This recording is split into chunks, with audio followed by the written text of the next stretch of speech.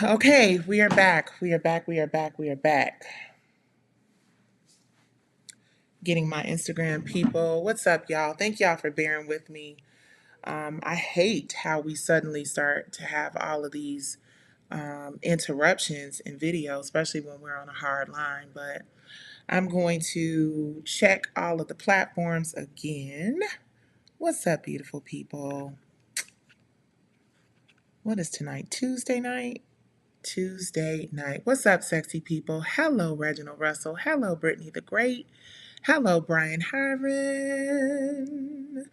Okay, I think I'm live again. I don't know what's going on. Brownstone, that's right, Brownstone in the building. Brownstone has been doing some really great things, you guys. Let me start off, maybe if I start off that way, right? They say, thank you so much. This lipstick is called Royal Queen for those of you who are saying that you like the lipstick. You guys, I haven't been live in a minute. Hi, Brian. How are you? Hi, Reginald. How are you? Thank you for watching me on Twitter. Thank you for watching me. Hey, Marcus, I see you. Okay, Facebook is in the place to be. I love it. I love it. I love it. You guys, I'm so tired. You might be able to hear it in my voice. You might be able to feel it in my energy, but this is going to be a real laid back one. I was talking about how dope I think it was to see people supporting one another in the media. Marcus says, Miss 5 Miles to Empty. Yes, baby, that's it. That's that record. People love 5 Miles to Empty, y'all. When we perform 5 Miles to Empty in the show, people be going in. They love 5 Miles to Empty. And y'all, I've been having a very bitch please I'm from Detroit kind of day. Mm-hmm. Mm-hmm. Bitch please I'm from Oh, I said a curse word. Dang, I thought you weren't supposed to say the curse word in the first 2 minutes or something. I said a curse word. Oh well, I'm learning the algorithms, you guys. I don't know all of the things that you can and cannot say on YouTube, but I am trying to build WIRF TV on YouTube. Hey, Just Me Lady C82. What's up, Bugging Out 77? What's up, Soror? I see you. Shout out to my sorors of Sigma Gamma Rho Sorority Incorporated. I am so honored to be a member, an honorary member of Sigma Gamma Rho Sorority Incorporated. I think it is just the best organization ever. Greater women, greater world, great purpose. It feels awesome to be working in tandem with people who do that for a living all the time, you guys. We got a lot that we got to clean up in our community, y'all. We have a lot of work to do. And anybody who is willing to do that work um, is all right with me. And Sigma Gamma Rho Sorority Incorporated and all the Divine Nine. Shout out to all my Divine Nine brothers and sisters because we're out here doing the work and I love that. So this thing I'm going to play for you guys tonight, I'm really, really, really proud of it, y'all. I'm super proud of this episode of She Speaks Live. It is a re-air. I don't know if you guys have heard about the Pink Panther Clique, but the Pink Panther Clique is a group of young, beautiful, gorgeous women. One of them is from my hometown of Detroit. One thing you know about me is if I'm producing something for television, film, anything, it's going to have my whole hometown represented in it. In fact, I don't think that, I don't think it's one thing I have done that has not had Detroit or somebody from Detroit in it. So I'm very loyal to my city. I'm super excited about some work we're about to be doing in the city. Our foundation, From the Bottom Up Foundation.org, is launching in October 1 to be exact, in the city of Detroit. We are in partnership with an amazing organization, JP Morgan Chase Advancing Black Pathways. I'm so proud to be in partnership with such an amazing organization that is doing so much great work in our community. I've reached out to some Detroit veterans, some of Detroit's finest, to come on in this thing with me and empower and inspire these women and girls in our community because I truly believe that that is where it starts. And that is indeed, um, you know, a good thing for me and anybody to do is to move into your community. So and do the work in your community. So I'm excited about that. October 1st, it will be available on WIRF.tv to people who are a part of our members only community, right? You guys do not want to miss this. Brian, I see you. You're in Ann Arbor. If you're a part of our members community, then you will be able to watch this summit. It is Beauty, Brains, and Business Summit, and it is in Detroit. And if you know someone in Detroit, an amazing Detroit businesswoman, an amazing Detroit advocate, and just somebody who has contributed or wants to contribute in the community, please make sure that they tag me. Please make sure they go to FromTheBottomUpFoundation.org and tune in. Oh my goodness, there was something I was supposed to do. Okay, I'm gonna have to do it after the fact. I need to hit my head of my nonprofit and let her know that the link changed for the live, because there are people who have subscribed to WIRF Media and WIRF TV through our foundation and our WIRF Media website that are probably missing this link because I had to restart it. But anyway, lots of great things are happening with Brownstone, you guys. That's why I'm so tired. But I'm determined to launch this media platform. I'm determined. We got a new single coming out. Oh my gosh. Lord have mercy. Man, my creative schedule and my creative wherewithal is just pushed all the way to the limit, but I absolutely love it because I would much rather be doing that.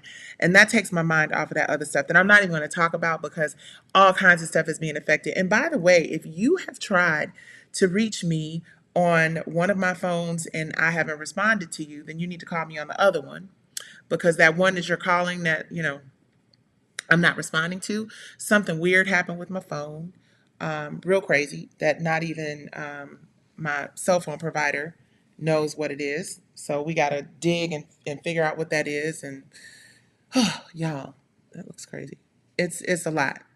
It's a whole lot. So we'll figure it out. And I'm a little distracted because I'm getting a crazy message here. But anyway, let me get to this.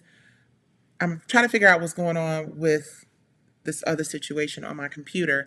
And then in the interim, I am going to play this amazing episode, which if you are watching me on Facebook Live, I'm sorry, Instagram Live right now, then you have to switch over and watch me either on Facebook, on Twitter, on YouTube, and the YouTube is WIRF.tv. So go to WIRF.tv and watch this episode of She Speaks Live. This was a town hall discussion on prison reform. Brandy Davis, who is from Detroit, who is an amazing sister.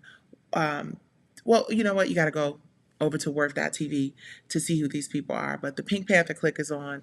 They have a powerful, powerful testimony. So I want you guys to tune in to watch it. And then I'm going to come back after the show so we can talk about that. And then I got something else I'm going to tell y'all that I'm very, very, very excited to share. Right? All right. So if you're on IG, I need y'all to go on right now. Go over to YouTube, which is WIRF.tv. The link is in the bio. And when you get over there, I need you to do me a favor. Well, two things I need y'all to do. I'm sorry. Don't you hate when black people be like, this is what I need you to do. But to actively support my mission and what we're trying to do to change the narrative for women and girls, will you please log on and subscribe to my YouTube channel, which is WIRF.tv, and also subscribe to my Instagram, because we're going to be having a lot of content that is exclusive for subscribers on Instagram and for subscribers and members on YouTube. So go over to my YouTube channel, click like, subscribe, and the notification button. I will be back after this episode of She Speaks Live on prison reform with the Pink Panther Clique airs, and we will chat soon. All right. Peace. All right, y'all. So for those of you on YouTube who are still with me, yippee-yi-yo, yippee-yi-yay. I am going to play this very powerful episode of She Speaks Live town hall discussion at Clark Atlanta University. I'm so proud of this conversation. I'm so proud of the women who participated in this conversation. We need more conversations like this to go down in our community so that we can change the narrative and stop having so many young black women end up in prison. We see stuff in the media and in the press every single day that shows us how out of control our young sisters are, that shows us how angry and frustrated that they are, and how much they're lashing out and snapping. And these women are sharing the real deal Holyfield about what happens when you allow yourself to fall prey to anger management issues and violent tempers. So please, if you enjoy this video, let us know by sharing it, by liking it, by subscribing to it. I will be watching it with you. Again, WIRF, WIRF TV is all about content that not only entertains people, but uplifts people, that inspires people, that educates people, that informs people. And I'm so excited about where this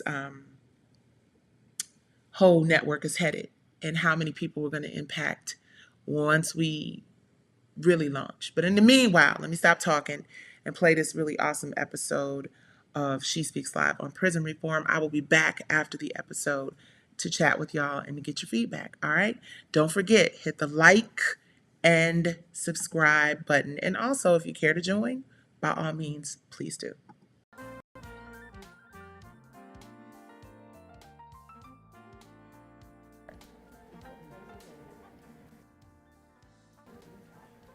Somebody let me know when we're ready to go. Welcome to She Speaks Live. I'm your host, Nikki Gilbert-Daniels, and do we have a panel for y'all in this moment right here? That's right.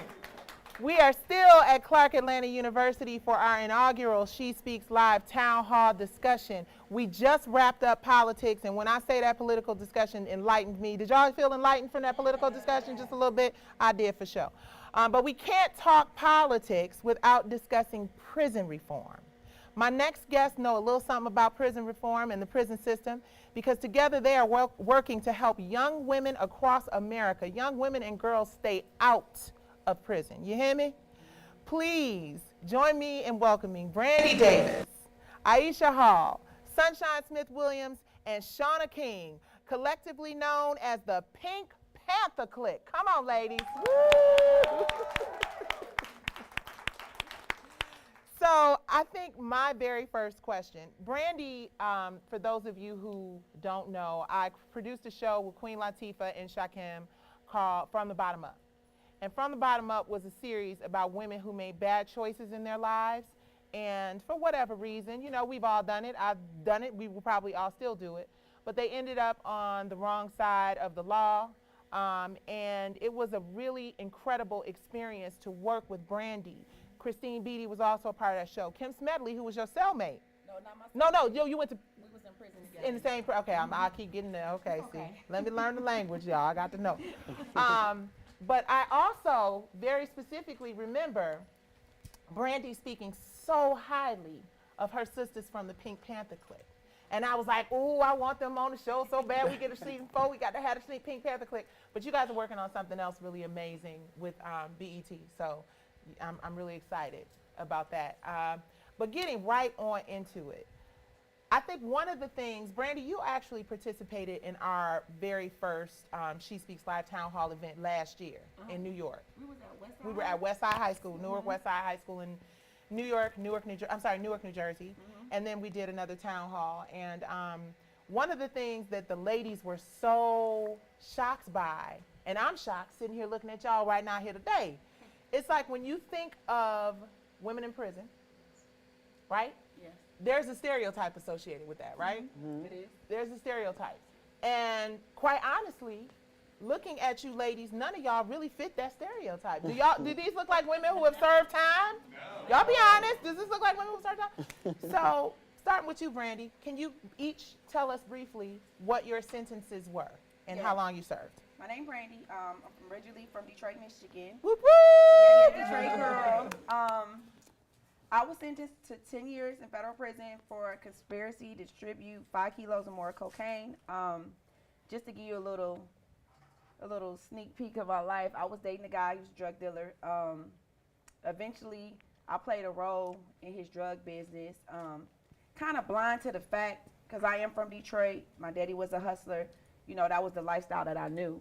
And I didn't think what I was doing would give me that much time in prison. So we got indicted, and I was charged with the same crime he was, because with conspiracy, it's knowing the crime and willingly participating in the crime. and you're not reporting it to the police, so you just as guilty as your counterparts. So just because you knew that there were criminal activities happening and you didn't say, hey, they driving down, you went to jail. yes, and I'm not gonna lie, I did do things like for him, like if he wasn't in town, I'll pick up money for him, or if he wasn't there, I'll drop drugs off, and get the money. So I played my role in it, but I didn't think my role was so significant because I wasn't out in the street doing hand-in-hand drug dealings with people. Right. So I got sentenced to 120 months in federal prison. Which translates into? 10 years. That's At the crazy. age of, 26 when I caught my case, and I came home when I was 34. That is crazy. Woo. It's real out here. It is. And how about you, Love? My name is Aisha Hall. I'm from New York, and I was sentenced to 10 and a half years. I've been home for a little over a year now.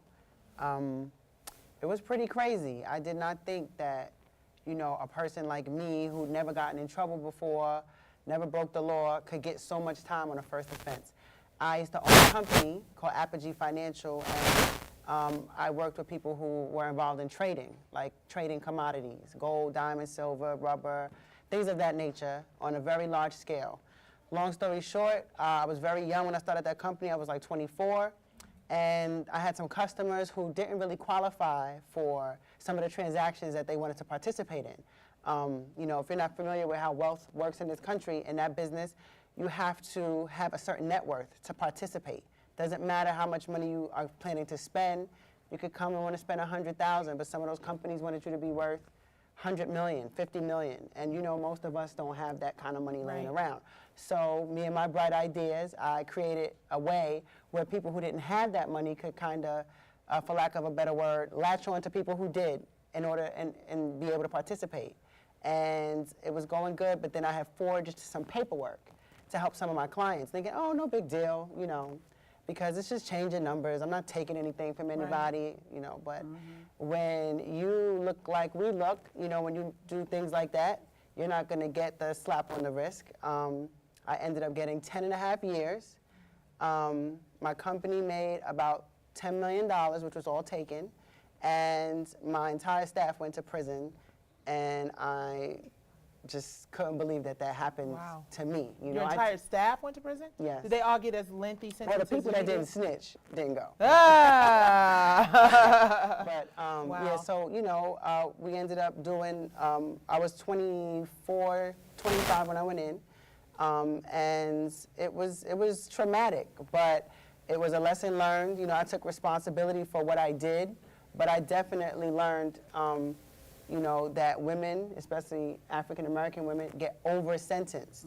There were my white counterparts in there that did similar crimes, sometimes much worse, got a year and a day, 6 months, and I'm like, you had what, $20 million loss, $100 million loss? You were a Wall Street executive? Oh, wow. So I learned, that it's not just talk. It's not just something from the 50s or the 60s. It's the real deal. It really exists. It is the real deal. Yeah, I understand that a lot of, unfortunately, a lot of young African-American women who have been abused are treated more like offenders, right? And young white girls are treated more like victims, and they're sent, to mental health institutions, and we get treatment facilities, and we basically get the tag, felon or whatever it is. So it's absolutely true. So share with us. Okay, guys, my name is Sunshine Smith-Williams, and my sentence was actually 12 months. Unlike my sisters who were a part of organizations or had businesses, my crime was pretty much being naive, greed. And when I say that, I say about be careful of the company you keep. So my crime was a humble crime. A friend of mine asked me to give him a lift somewhere, and I knew something wasn't right. It just didn't feel right. He had all of this money. It just didn't, I didn't go with my intuition and with my gut. I gave him a ride, and he had over $30,000 in counterfeit money. Okay, so the long story of I'm going to give you the short version of it. He paid me with counterfeit money to take him somewhere. So taking him somewhere, now I have that money on my person. So while I'm taking him to his location, we make a stop. When we make that stop, He's going into different stores, bussing these, and bussing is a slang word for cashing in the money. Cashing in the $100 bills so that he can get back the regular money. So while he's transferring in the money, he's getting back 90, like let's say he'll go get pet food. He'll go get something from Macy's. He'll go get something that's very small so that he can get back the real money. Now while he's doing that, I'm in the parking lot and I'm noticing this car that's circling around. And I'm like, why is this security van keep circling around? And to my surprise, they're knocking on the door and they're telling me that I need to step out and you're being detained. So I'm looking like, I don't even know what is going on here. I'm like, wait a minute now. So you really were in it, you had no idea what was going on? I knew something was wrong. He just was not a person of money. So when you ask me to take you somewhere and you have $1,000 to give me money, I'm not questioning. Because at this point, I'm like, you know what? Forget it. It's $1,000. It's $1,000. I don't have to work today to do real estate. And here's the thing, guys. I put a lot on the line. I got my degree, and I was in law school at the time, so I had to withdraw from law school. I had my real estate license. I had notary license. I had so many different things. So when the judge gave me my 12 months to me is a lot because I had, I'm like, wait a minute, I never got in trouble at all. So you're going to give me 12 months for, you're going to get 12 months because you should have reported that crime. Wow. You are educated. He said, you have these degrees, so you're the mastermind. And because of that, because of naive, because of greed, because of lack of judgment, it cost me 12 months to have to, serve time. Most of it was county, but I still had to go back and self-surrender and do federal time, which was, a damaging thing to my career at the time because I'm like, I have a thriving business where I'm dealing with people's social security numbers and things of that nature. Wow, How am I supposed to make money now dealing with the fact that I'm going to be questioned about my integrity? And did you receive a felony? Of course. Oh, wow. Of course. Okay. I lost my So real estate license. Oh, you can't practice real estate anymore. I was able to go back after 3 years. I've been home since 2015, but I had to fight for it. I had to fight for it. But what I did do was I allowed my time. I wrote a book. And by writing my book, I was able to tell my story. And by throwing my life out there, I got more business than I ever did when I came home. All right, the truth. There is, honey, the truth shall set you free and help you pay your bills exactly. too Yes, sometimes. it did. Yes. All right? Yes, indeed. So don't be lying to kick it, because it ain't going to lead you nowhere. As popular as lying is these days in business and in the media. Run into it like so a knife. share your, honey, that's another conversation. So what happened? What happened with you, baby? Hi guys, my name is Shawana. I'm from Brooklyn, New York. So as you know, New York is like a fast city. So growing up, I was around a lot of material things. My dad was a hustler. My family, all they did was gave me money. So my father was about to get into some trouble. So he's like, I can't hustle no more. I can't do this. So me growing up, 16, 17, I'm like, I gotta make my own money. What am I gonna do? I can't, my father's not providing for me. Right. I gotta figure out a way to make some money. So I met a guy and we got into doing credit card fraud. We started doing credit card fraud. So we did credit card fraud for about a year and a half, 2 years, and we got caught. Now, How'd you get caught? I didn't think about the consequences at that time at all. All I thought about was the greed. You mean when you were actually doing the credit card fraud, you didn't think about the I didn't think about no consequences. I just thought about the money. I was just getting everything I wanted. Anything I wanted was free. So I was like, it's like a drug. It's like, hey, here it is. It became an addiction for me. Like, it was just like, it just felt good, like getting something free. And I didn't Money feels good. Shopping feels good. Make me feel good. We got caught because we shipped credit card. We received credit cards from overseas, so they shipped it to the U.S. So that's how it became federal. So that's how I caught my federal case. And I got sentenced to 16 months in prison. Wow.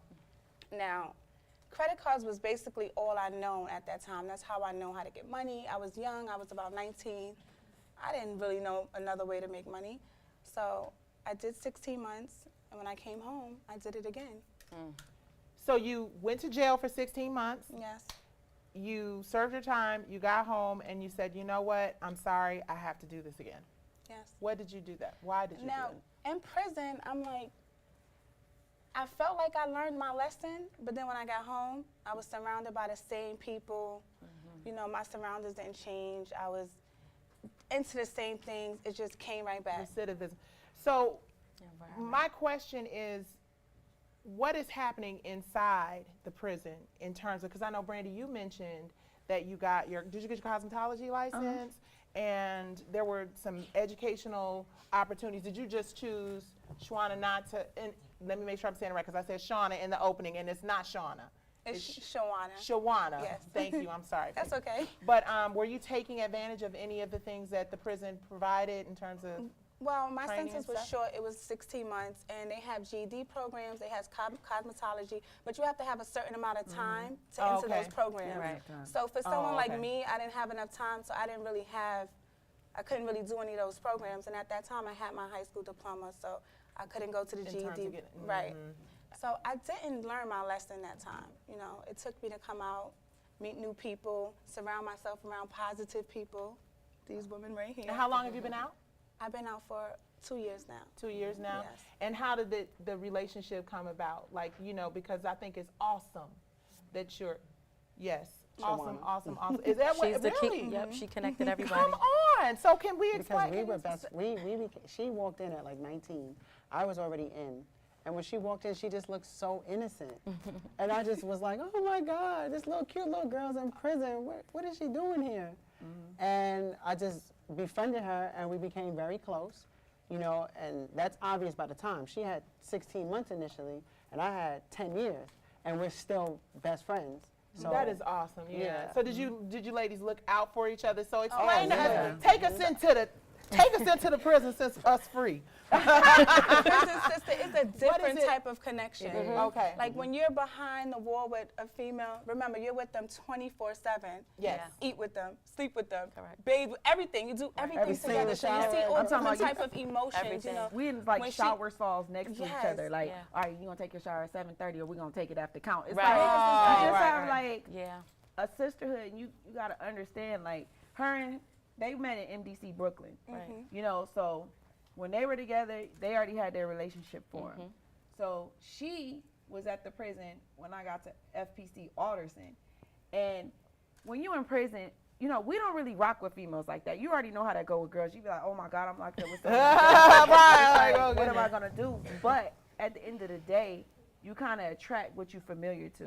You know what I'm saying? So it's like you get a vibe. So like, oh hey, like you come to compound and y'all start kicking in, and it's like, oh, you got a lot of things in common. You just develop that sisterhood, and like Shawana said, you with somebody 365, and it's like we were each other's family. Like my family kind of got offended when they was like, yeah, cause Yeah. my sister, that ain't Yes. your dang on sister. Oh, yes, it is. Look, my real sister ain't here with me, so Yeah. I need my But they prison didn't sisters. understand that Yeah. until, like, when he first came home. It's like we still close. Like we Yeah. call and check on That's each other. awesome. Like Yes, we that go is support. awesome. Just like- Yeah, we go For support instance, each we other. met someone the other day. Remember, she wrote you a DM. She said, they don't understand. My friend, I wanted to come up to y'all. My friends don't understand. Yeah, the she yeah, seen we us went in a to the- restaurant. Yeah, Oh, yeah, wow. she- When I Philly was just in New was- York with them. So was like, you were yeah, we in somebody that you were in prison with. that you No. know. Oh no. we don't know She her. followed us on Instagram. So we were like at Philippe's. We went to New York to do. Remember when I talked to you? Yes, We was in New York. yes. So we went to celebrate, and we had dinner at Philippe's.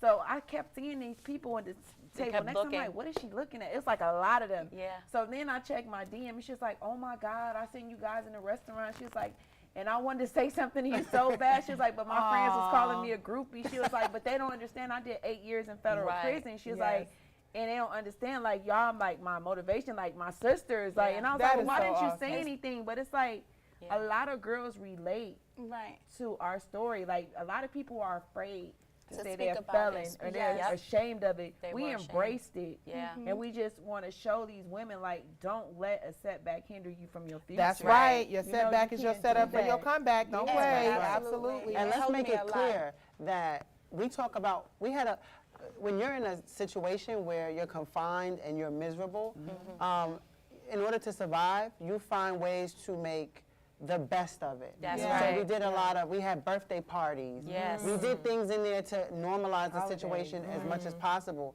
But we don't want people to get it twisted like prison is fun. No, You know, absolutely because not. we've been asked that because we have so many stories. Y'all making it look We have- too good. I know y'all were Yeah. talking about the Yeah. burritos and the Yeah, like but we it's might not. cook It's up just making the best the out of best. it. You know, like it's Yeah, like yeah. if we were in a different time and you ran into a slave and you saw them outside, you know, dancing around, they're not happy. Right. You know, but you're a making the best survivor, of so it. you make the best of your circumstances, and that's what we were doing. Not, you know, not in any way are we glorifying prison. glamorizing. Right. You know, me and Brandy, I lost my father. She lost her father.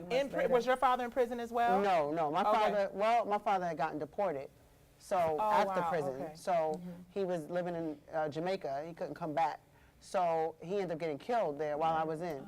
And you know, Brandy experienced a situation where she lost someone, her father, and you know that pain when you're away and you can't be there. It's hard to describe, and people might look at us, and a few days later we're still laughing. It's survival. That's right. You know, or otherwise you become a shell, and you don't want to give. You them got the laugh. They everything. say for color girls, you got the laugh to keep. stop them There crying. you Yeah. go. Yeah, Right. that's right. Yeah. That's right. So, what would you say? I have a 28-year-old, and she look, you know, just like Yeah. y'all. She like her. You know what I it know. is. She and baby, I try to tell her all the time. Relationships.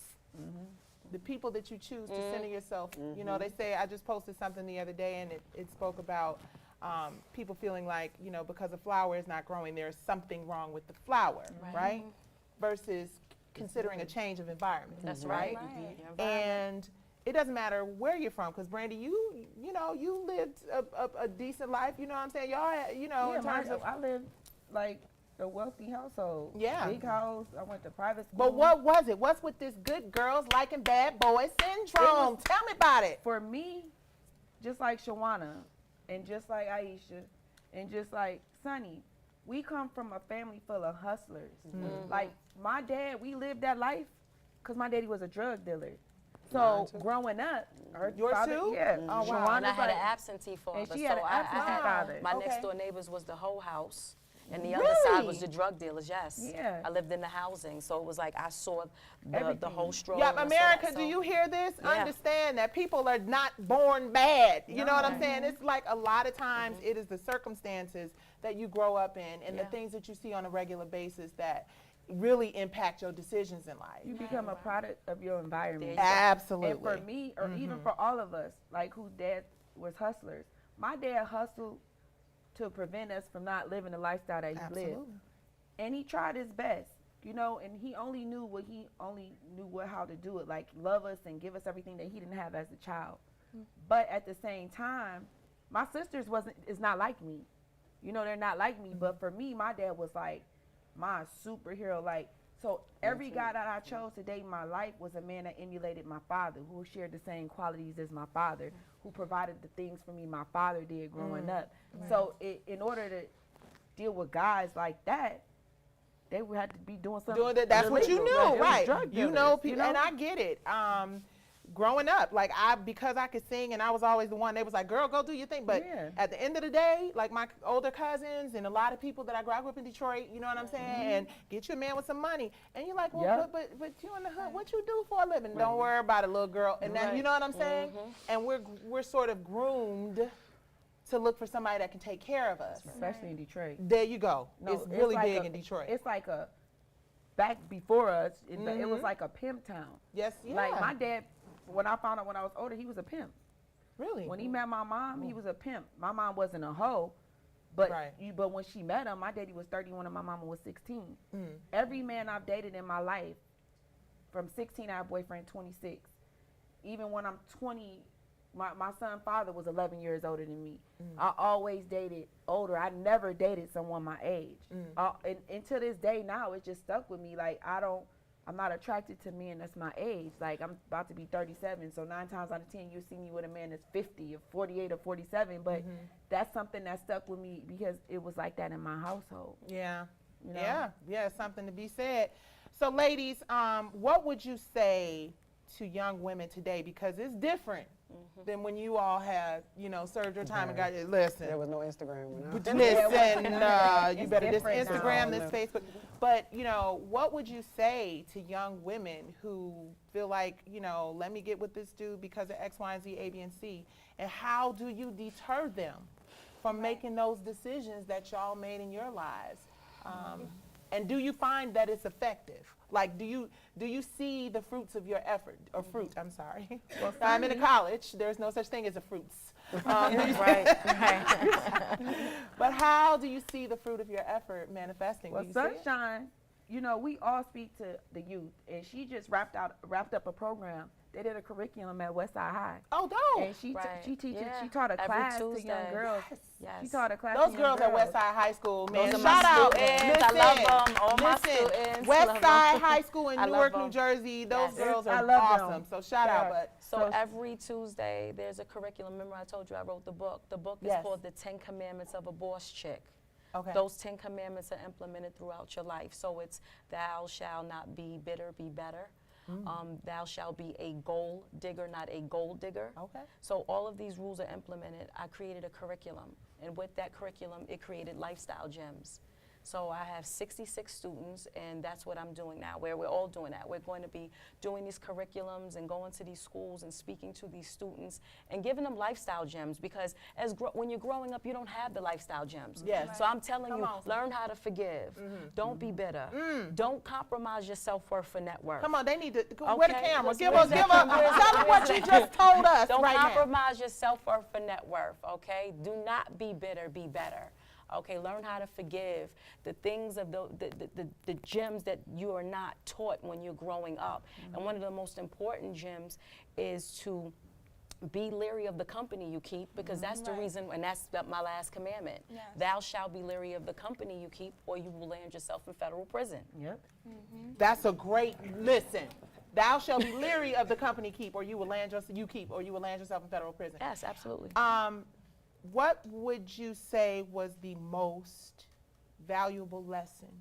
Because I know that, you know, I have not been to prison, thank God, but it can happen to anybody at any time, honey. Yeah, you can do anything. Man come in the house the wrong way, you'd be like, It's just, no, I'm just you can make one poor decision. It's Yeah. like we could each, you know, go down and tell, you know, our biggest, you know, impact or regret. I left my son, my son's father went to prison. And this is how you know it's like the way your mind is set up. You know, my son's father was a big drug dealer here in Atlanta. They raided my house when I was 3 months pregnant with my son. I mean, it was on the news. They had a shootout with the U.S. Marshals. Oh my gosh. I got arrested, even though they released me, but they really did that because of him. You know, I got arrested when I was pregnant. You know, I moved back to Detroit because my dad no, bring your butt back up here. And it's like, after I had when I was pregnant with my son, you know, I was chilling or whatever. Maybe a little over a year later, you know, he ended up getting sentenced to 20 years in federal prison. And he got sentenced and sent to prison in Atlanta USP. He got to the prison maybe in July, and he died in prison September 9th, 2006 from complications from his asthma. And that's something I want to bring to the light too, as far as in this prison system. Healthcare sucks.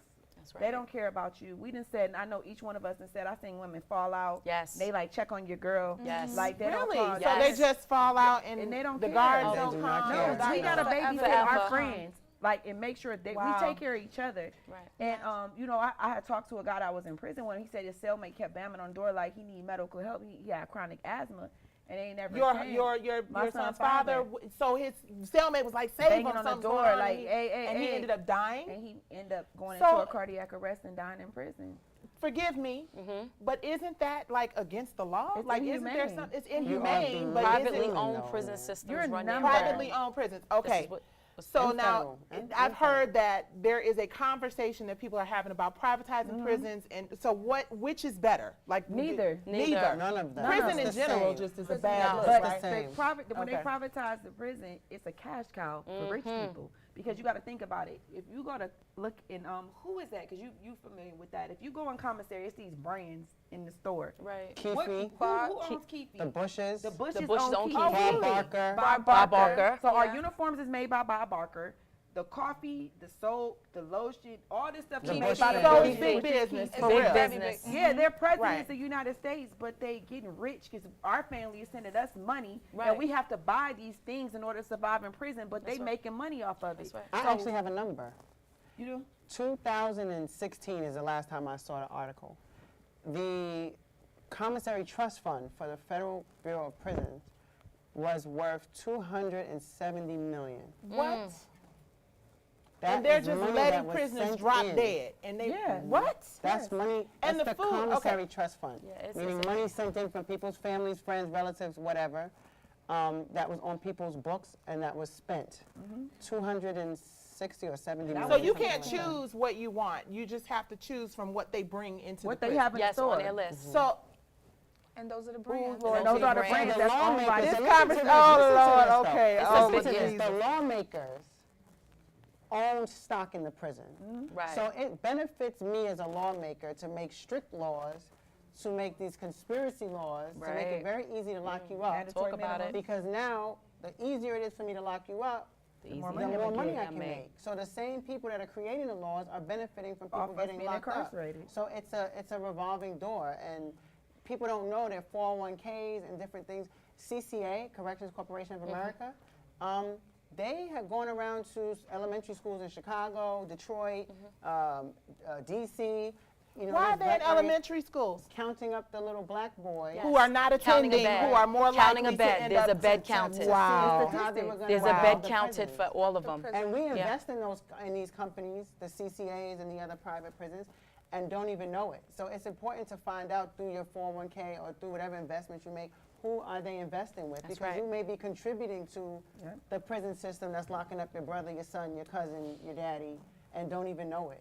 You know, it's embedded into the country's financial system on a very deep level. And they have that requirement. it's really a shame that more of us are not aware of that, because I hear that so many people go to prison and are forgotten about on so many levels, and I'm so glad that y'all are representations. You know, I hate that each of you had to serve a sentence, but I think, like I said, our rock bottoms become the things that make us top notch, Absolutely. period. does. And I'm grateful that you are sharing your truths with everybody on a regular basis, because we have to stop this ridiculous practice of counting kids at the elementary school level and ignoring women who have been molested, who have been That's right. grown up next door to brothels, Right. who didn't know any better because their fathers did, you know what I'm saying? Like, come on, you know? We have to start putting more into education and more into, you know, preventing this. So what can you share, each of you, share with us that you would like to see happen as it relates to the prison reform conversation? Because prison reform is absolutely imperative. And I have a question. Why is it that there's so many, before you answer that question, why is it that we get so many, so few prison visits? When you're Because African women? American? Yeah, Oh. absolutely. It's for me, what I've seen in prison. Like I said, I was on the other side. Uh-huh. Before I went to prison, I was on the other side because my son's father was locked up. If you go to a men's prison, us as women, we just strong and we loyal, you know, and we gonna support our loved ones, and we gonna ride or die for our men that we love. Yeah, I know one woman know? who actually built or moved into a house. She's from Detroit. Probably right to down be the block close, from the right Yep. to the prison. That Yeah, happens and a lot of all the Yeah. people, time. Yeah. a lot of That women happens. relocate for that. But when I used to see my son's father, and I take my baby, the line is down, down all the way down the building, lined up, ready to go visit the their, men. their significant Yep. other. But if you go to our visiting rooms in a women's prison, you don't see nobody but grandparents, That's right. the kids, you know, auntie or uncle or sister, a sibling who has your child. Because a lot of times, the men are your co-defendant. Right. So they locked up too. So it's grandma's bouncing around to see the daddy with your kid and the mama. Or if they got a felony. And if your significant other has a felon, They not make trying you to go show through up. all type of red tape to even go there, deny you. Or some You men know? just don't even come. And some just don't care. They don't care. See, after I served my time, I guess because I didn't give the feds what they wanted, they started to pry into my life. And then my husband was now sentenced to 30 months for money laundering. So they not only took my story's crazy. So after they took me away from my son, who was 4, I did my time. Now they started to pry with my husband, who just came home last year. So on the visiting floor for him, I'm squeezing. I'm like, oh, sorry, excuse me. I couldn't even fit in. And he said, you know, it's amazing how so many women are coming to visit us. And he was like, I came on the visit floor and he could drop a pin. Baby, I did some research on the numbers, and the amount Christine Beatty mentioned it on our panel on politics on the growing number of women. Listen, y'all, it is real out here, which is why I go so hard when it comes to these reality TV shows and all of these narratives that show women of color in a negative light. Because sometimes the only time they get a chance to see us is when they see us on television. And if we throwing drinks and fighting and doing crazy stuff on TV 24 hours a day, 7 days a week, it's almost like they're just looking, just waiting for an opportunity. That's not the image you want to portray. No. And like with social media, we was talking about it. Yeah. I wasn't home for all of that. Me and Aisha missed the Instagram and all that. Yeah. I came home and I looked at Instagram, I'm like, what the hell, excuse my language, is going on? It's like, this day and time, people are so caught up in perception and what people perceive of them. And what our kids don't understand, or what these young girls don't understand, is that's not real life. That's right. People are on there faking and they fronting, but these girls is going to they going out there, they swiping to get bags, or they messing with a drug dealer so they can acquire money and get the clothes that they want. Keep up not knowing you keeping up with the Joneses, but you chasing a fake life. It's Give not us that real. last commandment again. Be leery of the company you keep. That one there. Even on social media. Be leery of who follows you. Okay, I could just have this conversation forever, ever, but we have our mental health and Superwoman Syndrome panel coming up, so I have to bring these ladies out. But I have time for one question. Do we have one question? One question going once, one question going twice. No questions? One question. Come on, one question. Come on, step up to the mic and ask your question. Oh, they got questions. Yes, we do.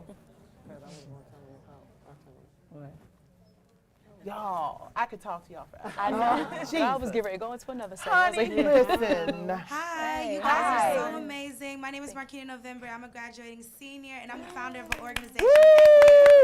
Thank you. I'm the founder of an organization entitled Breaking the Cycle, so I am just honored to be hearing y'all's story. Miss Aisha Hall, I follow you.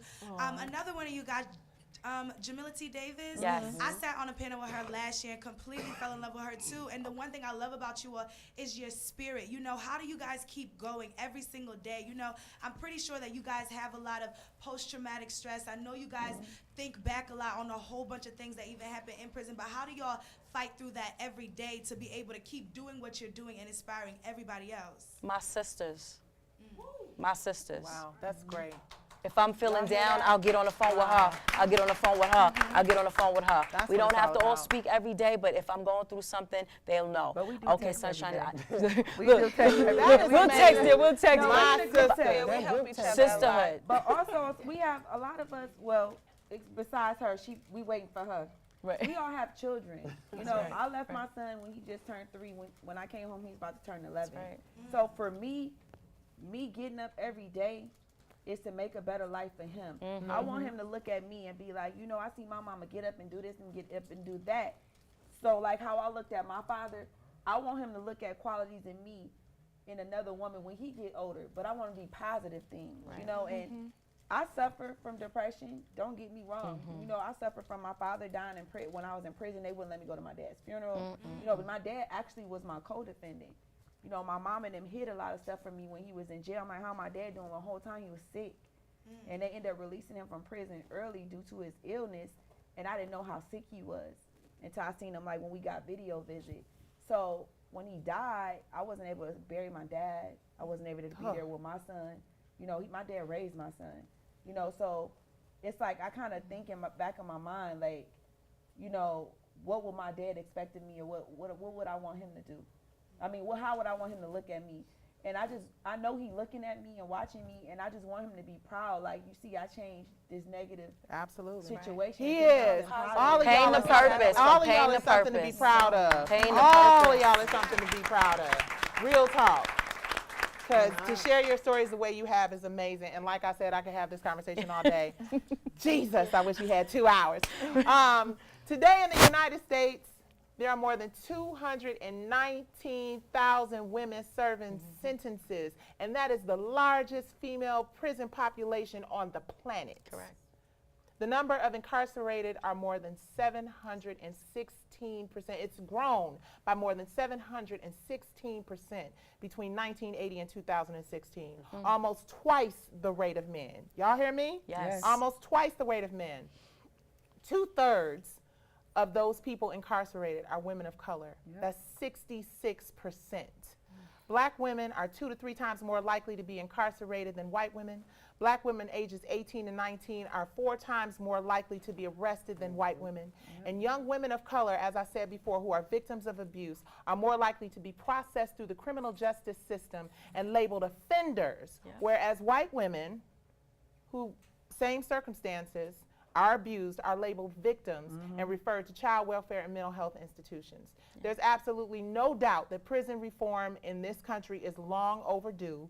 And while it's become more mainstream topic, and we've got people like the Pink Panther Clique, Thank you. and Angela Stanton, and Topeka Sam, Yes. and From the Bottom Up Foundation, we have these women out here hard charging and trying to help our young girls in our community stay out of the prison system, because it's doing nothing but breaking us and making other people rich, and we got to change that. I'm Nikki Gilbert Daniels. I want to thank my Pink Panther Clique. Thank you, Aisha. Thank you, Brandy. Thank you, Sunshine. Thank you, Shawana. I want to talk to y'all forever. You guys have something great coming up on BET, right? Some things that are happening. I can't talk too much. Okay. Shout out to my brother John Mark, and anytime y'all want to talk and inspire, thank you guys. From the Bottom Up Foundation and She Speaks Live is all about empowerment. So thank y'all so much. Give it up. Thank you. Thank y'all. Y'all are dope. For real. I mean, like, who does that? Who tells their story like that? You know what I'm saying? With no shame.